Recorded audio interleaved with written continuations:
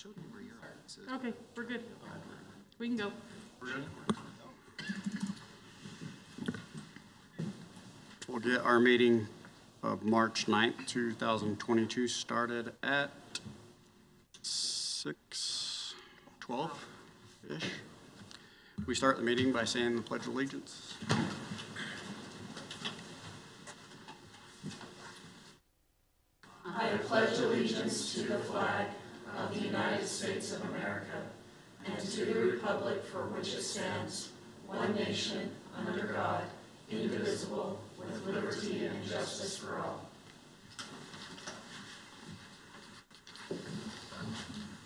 All right, Kate, can we get a roll call?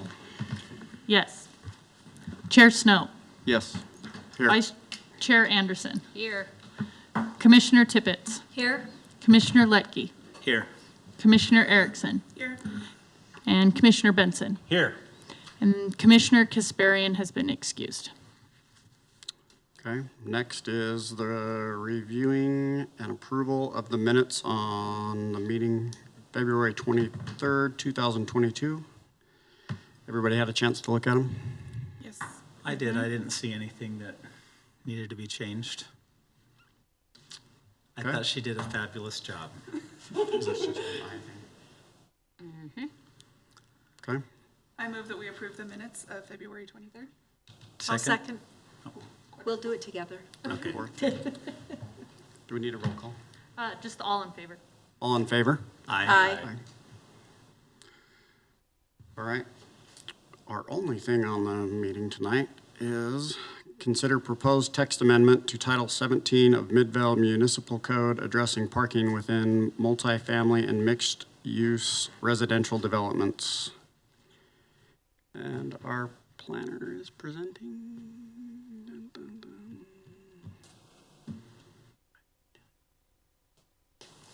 Thank you, Mr. Chairman. I will just go through a few slides to explain what this is.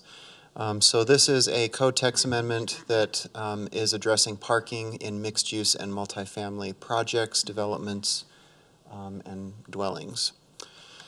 What this proposal does, you'll notice in the heading that there are a number of sections of code that this is addressing, and what we have done is we've identified every section of code that this would be applicable to, and then plugged this in. And so that was a little bit time-consuming just to make sure that we had every section so we didn't miss anything.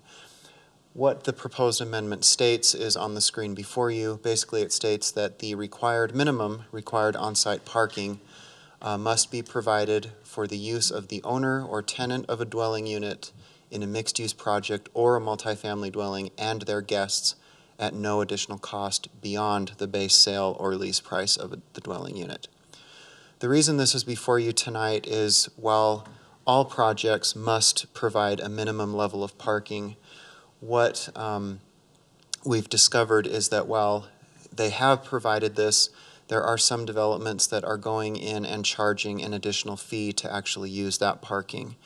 What that has done, it's caused many of the tenants to avoid parking within their own development or project, if you will, and spill out onto neighboring residential streets, and there's been a number of complaints. And so what we're hoping to accomplish with this is that moving forward, when these developments come through, they're aware of this, and there cannot be any additional charge for that minimum level of parking. Today, before the meeting, I went through and looked at the code just to make sure that every dwelling unit, regardless of size, whether it's a studio, a one-bedroom, two-bedroom, or more, that there is a minimum of one space per unit, and there is, regardless of the zone that we have. Even if it's a studio, there is a minimum of one space per unit.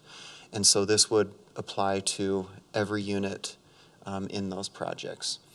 Again, I worked with the attorney's office, went back and forth on some language, and then just made sure that we've identified every section in the code that this would be applicable to. So that's what it is. Is there a loophole in there where they can get out of this by saying we only allow one for a studio or one for a single car garage? So the requirement, even for a studio, is one space. One space. So that one space for that studio unit would not be allowed to be charged above and beyond what their rent or lease is of that unit. It would be covered within that fee, if you will.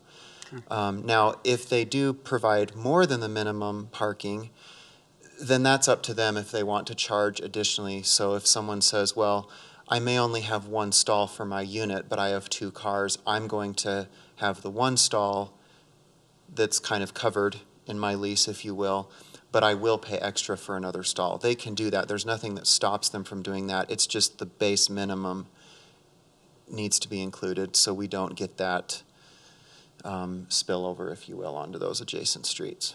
But right now, are they charging for all stalls? I don't know what the particulars are. I just know that what we've heard and what council has heard is that there are projects or developments that are charging an additional fee, even though they've been required to produce those stalls, those minimum amount of stalls, but then they're going largely unused. What about guest parking? Is there a minimum for that? So the minimum guest parking in all of our zones, I believe, is a 1/4 space per unit. So basically, there's 1 space per 4 units. And typically in many projects, those are signed as guest parking. I've been to a few where I've had to make sure that I do find that, otherwise I risk being towed myself, so. And this language, the intent of adding and their guests, the intent is to make sure that they don't try and charge for guest parking. So that pretty much any minimum required on-site parking by our code has to be free. And then any additional spaces that the developer wants to put on the property beyond that, they can charge whomever. Like a storage unit or whatever to kind of be like? Yeah. Okay. Anybody have any questions? Do we have anything in the code that says that visitor parking has to be labeled? Or that just is included in the overall parking? I think we do, don't we? I don't believe it's called out as specifically labeled. I know that in their parking calculations that they give us when we look at site plans, they've identified where it is, and then typically when it's built, it will be labeled, but I don't believe there's anything that requires that to be labeled as such. We just look at it on our end and we see where it is, and then when it's done, it's typically labeled, but again, it's not a thou shalt, so. Not to get sidetracked, is there a way we can put that in the code? One thing I've found is a lot of times people have multiple cars, and so all the parking spots are filled, and there's no place for guest parking. So Because perhaps everybody's filling that up, and maybe adding a sentence, whether it's here, I mean, it may be easiest in this section, is that guest parking shall be clearly notated or marked or something. because then it that keeps, might help. Well, theoretically, it keeps. I don't know if it makes a difference, really, It does in because our complex, Okay. people will mining. say I'm a guest, but it's really just my second car. So in ours, it's against the CCNRs. It really has to be more of the CCNRs, I believe, because in ours, it's labeled, private, and then they have guest stalls. And if you're parked in a resident, I mean, that's leased to the resident, so they can have you towed really easy, which they do, which we've had in our small little complex. But it should be in the CCNRs. Which CCNRs I can don't say think like, we can no do overnight that. parking, but we can require them to put a sign saying guest parking when we approve Can the we? project. Can we do that? I don't know any reason why we couldn't require them to designate those guest spots. smart. They But designate them on the site plan. I guess we could just make sure that it's on the ground. I'm not sure the city's in a position to be able to go onto private property to actually enforce that, for instance, so. It's something we can look at when we're signing off on a building I permit, think for that's sure. a good idea. Maybe we can add it. Shane said maybe we should just put a little line that says- Conditional use Yes. per, here's your conditions. Okay. So is there any way to go retroactive on these apartments that have already been approved and everybody's spilling over into the public space? There are, Adam and I have discussed some potential options to address that. I don't know at this point if we're sold on one approach as being the strongest approach. But the Utah code does allow us to essentially, now I'm blanking on the word, we would be able to phase it out, assuming that they're able to collect. If they built these spots with the With adequate intent parking. that they would be getting money from renting them out, we'd have to make sure that they got that first, or that we provide some way for them to be able to recoup their costs, their investment. So any new lease agreements have to include parking rather than additional?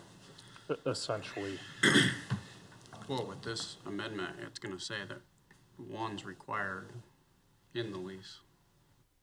From projects moving forward. Yeah. Project moving But forward. in the past, But that's, didn't we approve the past projects based on On the their parking parking and- calculations? Yeah, they have to We provide the certainly minimum did, parking. and we brought, the project that affects me the most is the one on Cottonwood Street and 72nd. And when we approved that, we discussed parking, we could go back probably and look at minutes, but it was very highly discussed.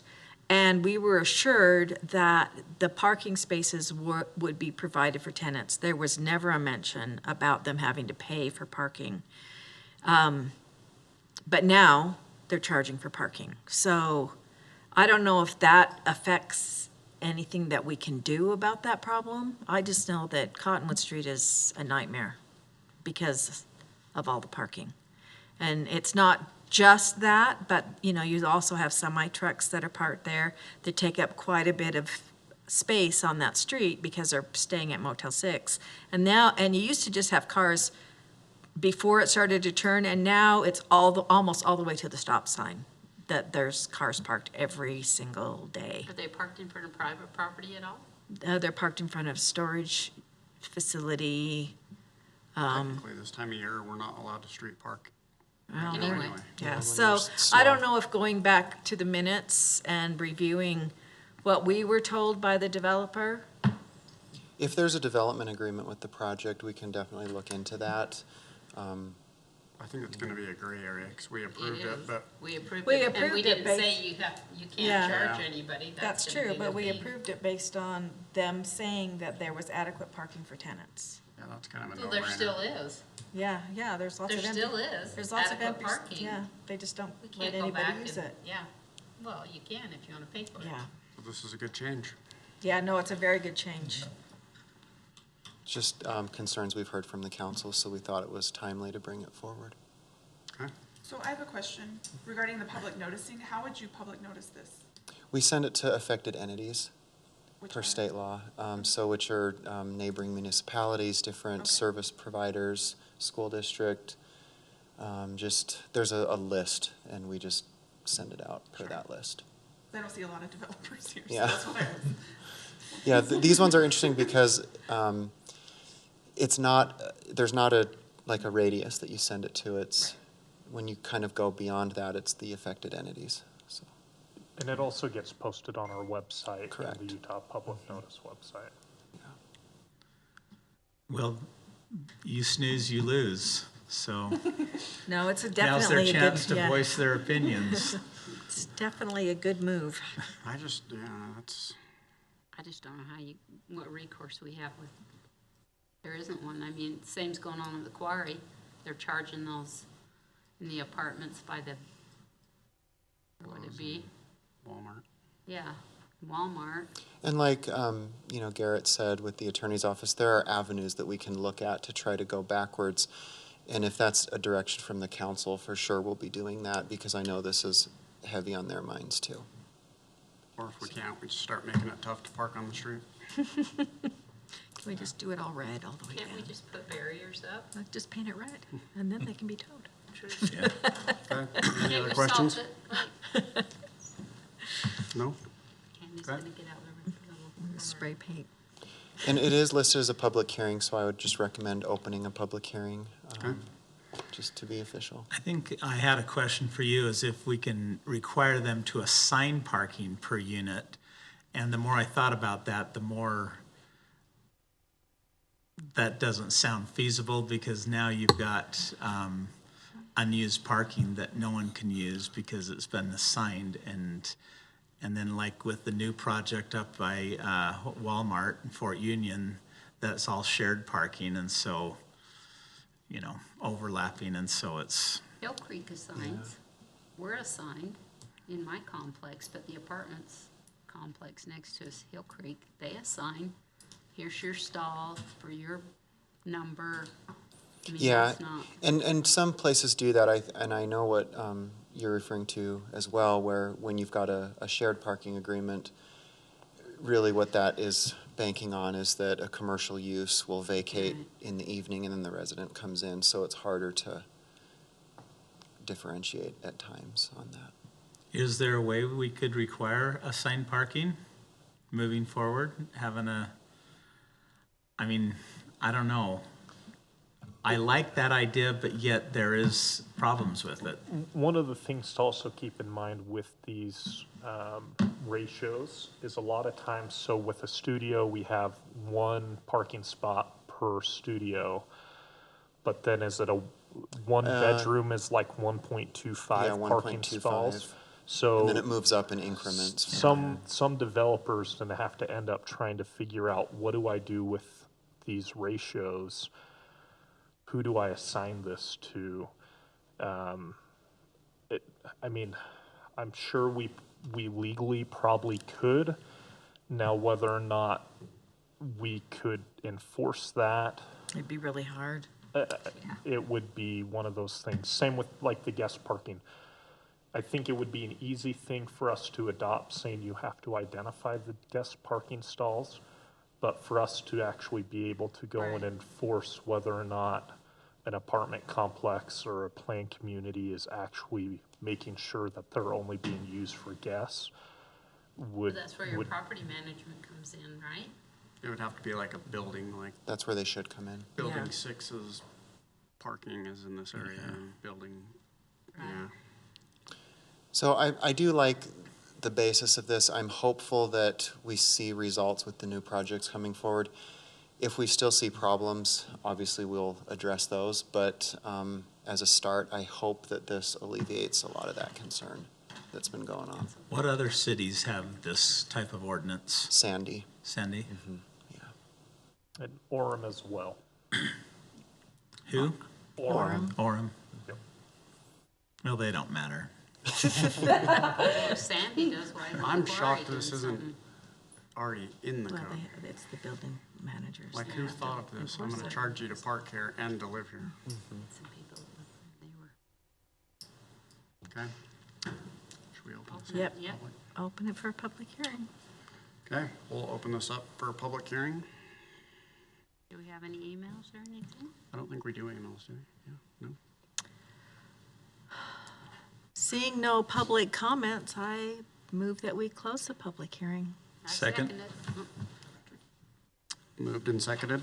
Can we get a roll call vote? Yes. Vice Chair Anderson, Yes. Commissioner Erickson, Yes. Commissioner Ledke, Yes. and Commissioner Tippett. Yes. Okay. Garrett, do you have anything else you wanna? So, because this is a zone language amendment, this is a legislative decision. So all the feedback that you've been providing is appropriate. This is exactly what we're seeking from you. And so this is the type of decision that you have a lot of flexibility in approving, denying, or amending when you provide your recommendation to the city council. I like this, but I also like the retroactive phase-in, going retroactive. Is it possible to discuss the two options that you have in mind? So one would be, So, I mean, we've discussed this with a few people, and we would need to flush this out. Yeah, but this is the One motion, would 'cause we have to potentially list all be those. upon the expiration of all lease agreements, they would then have to essentially sign a new lease agreement where parking is included as part of that. We think that this might get us across that finish line. The difficult part, though, is if everyone has different lease agreements, again, it comes to an enforcement issue of how would the city actually know when, We can't if give, we this can't give a is date. taken into effect for the entire complex or not. Can we enforce this against the entire complex, or are we individually phasing out particular units as new lease agreements get executed? So that's one option. It's probably the safest option, but it's also the hardest to know if that's, I would think The if the effect. residents had an idea what was really going on, that they actually could well, come in and, they're likely to see their rent go up as well. Yeah. They're gonna get the parking one way or another. The other one is we put on a set number of years, but the hardest part is we really don't know we don't know what the developers calculated if they're saying this is gonna be a 30-year payoff, like a mortgage, for instance. Do we need to move to the lowest common denominator for the developers to say, in order for you to recoup your investment, we're gonna give you 30 years of allowing you to have this non-conforming use, and then it's gonna be phased out? I mean, that's gonna be one of the other problematic things, is trying for us to determine what that timeline looks like, where we don't get sued for choosing something too short and then coming back and saying that's not sufficient time for us to recoup our investment. So a lot of those approaches have both their pros and cons. What if you mixed it? Like, I mean, a year is a pretty average lease. I've never seen a lease go, at least not very often, over a year. And that's the hard part, is what may be normal may not meet everyone's needs. And then, like, police and fire, can we get, Yeah, and that was my question, is if it's now causing a traffic hazard, is there anything that can be done? As far as, because I know if there's a vehicle stopped, you can't get through at all. And so if there was an emergency and that's the only access to get to the freeway, that's a real problem right there. So, That would be a better question for the city engineer. Unfortunately, my call of traffic concerns. okay, yeah, I just doesn't wondered about that extend to because it's great, it's just such a bottleneck that if there was an emergency, it would be really hard to get vehicles through there. So, maybe we go with your guys' options and then pitch maybe some no parking signs in the problematic areas? See, I like the idea of some type of retroactive, because it seems like this is being brought forward because there is an existing problem, but this doesn't address any existing problems, it just moves us forward, which is a good start, but we've got, and I think really who's gonna enforce this is the tenants, knowing that right. you can't charge me for parking, or at least I get one parking One. spot without a charge, and they're the ones that will either turn in the apartment complex to the city, and then the city can have a conversation, or they can go to the owners and say, hey, It sounds like there's a few existing problematic locations, and I think focusing on those would probably be the best recourse for retroactive. So can we enforcement. say- We're working on it, because I don't think going full bore on retroactive is gonna be a great use of anyone's time. It's where we're currently having situations that brought this up to begin with. So what So if we couldn't do? we say, if you built something 5 years ago, from 5 years forward, this is the requirement. but you can't, because You can't. you can't do that. I want to. Well, I know.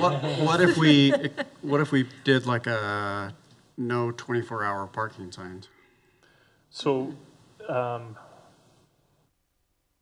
That would be something, again, that the city engineer would have to decide, because anything related to the right-of-way, there's specific laws that come into effect where, like the red curb, for instance, a city engineer just can't up and decide Yeah. to paint everything red. I won't do it. But, I mean, there's definitely certain areas he can look at and say, look, this is a problem that we don't have enough shoulder on one side of the road or whatever, and then based on that, I'm gonna paint one side of the road, the one curb red, so that way we don't have parking on both sides, so traffic can flow through. Those are all things that he can take into consideration, but it's a decision that's been delegated to him under state code. It seems like retroactive, it would be any new contracts cannot charge for parking, but yet give them also a date that they have to start they have to start doing that within 1 year. Any new leases, then, so they have, you know, some time to be aware that they've got to change their mode of operation. And then, you know, but again, that's going to be impossible for the city to really enforce and go look at their books every month and stuff like that. But, you know, we could always send out a public service announcement to all the tenants, get them all in an uproar. I think one of the options that you have as a planning commission is if you forward a recommendation of approval and you'd like to have some sort of retroactive mechanism, you can leave it somewhat open-ended so the council knows that it was discussed and we can give them the minutes, and then they can hash that out as well. I'll be there, the city attorney is there, and so it's not that you necessarily have to solve it tonight, but they are aware of it, and if they decide, yes, this is something we need to do, then we've got the decision makers, and they can start talking as to how to retroactively work with this. I think that's a good idea. I think pinpointing precise projects that are the problem childs right now will help, just like whether it's through the city engineer, how to alleviate those problems now, and then we have to go through the code again. But this at least gets us going forward. Yeah, and I'm sure the city council is aware, because they're being They've been talked to too. contacted, So, yeah. so they're aware Yeah, of where the that's- problem areas are, but I think as long as we make them aware, the city council aware, that it's also a concern of ours, that will maybe get things moving. I think. Okay. So how do we want to? That'd be So one what side. would the potential motion be? We have the So the you have- motion, just add, Yeah, you could just do the potential motion as it is with the addition that some sort of retroactive mechanism be put in place to bring into compliance existing projects, focusing initially on areas that are of concern, and maybe just leave it at that. And the council may elect to talk about this at a work session. They may end up tabling it at a meeting and taking it to a work session to flesh out those enforcement mechanisms. Okay. Another idea, kind of, I mean, goes along with the good landlord program. It's enforced, it was put on landlords, you know, this is your licensing fee. If you do this, your licensing fee is less if you give parking to your tenants. And not to, Or make it, drag you it know, out any longer, but- but one of the things we discussed as staff, just right before the meeting, was maybe a retroactive mechanism is something with a business license when those are up for renewal. Yeah. yeah, Have something put on that. Man, that'd be a good idea, wouldn't it? That's a really good idea. there's probably a multi-pronged approach that we could do. I don't know the legalities of it, but it was just ideas were flowing, so. Yeah, So, but I lots think of with the ideas, motion- whether they're yeah. legal or not. So I think with any motion, definitely include a clause for some sort of retroactive enforcement to bring these areas into compliance with this particular provision. I'm glad I don't have to make motions. There's a lot of numbers in this one. Okay. Well, and yeah, I know there's a lot. I I will- went over it like 3 or 4 times to make sure they were correct. There's a lot of numbers. Do you have I to can read all try the and numbers? make the emotion with your help. Questions about it, Okay, yeah. go for it. Yeah, you go. Okay, I move that we recommend approval of the request to amend chapters 17-7-3.7, 17-7.4.7, 17-7.5.7, E, 17-7-7.8E, 17-7-8.8, G, 17-7-9.6, 17-7.9.12.2.11. D, 17-7-9.12.3.13D, 17-7-10.11.7, 17-7-10.12.6, 17-7-11.9.B.1, 17-7 17-7-15.8 and 17-7-17.7G of the Midvale City Municipal Code with the finding noted in the staff report, adding that a retroactive mechanism be reviewed and looked at in order to bring past projects into compliance with a focus on those who are most in violation. I second. It's been moved and seconded. Kate, can we get a roll call? Yes, Commissioner Erickson, Yes. Commissioner Leckie, Yes. Commissioner Tippett. Yes. And Vice Chair Anderson. Yes. Great. Pass that on to the city council. And next, staff update. We're going to give you a break in 2 weeks. While we have a lot of projects moving forward, we don't have any that are to the point that they can come here. And so for that reason, we are not going to set a meeting for 2 weeks. So our next meeting will be April, what's that second Wednesday in April? It's not the 6th, it's whatever is, the 6th is in my mind, the 13th. Yeah, 13th. That will be our next meeting. Okay. Anybody have any questions, comments, concerns? No. All right. I move that we adjourn at 6:44. I second it. Third. Fourth and fifth.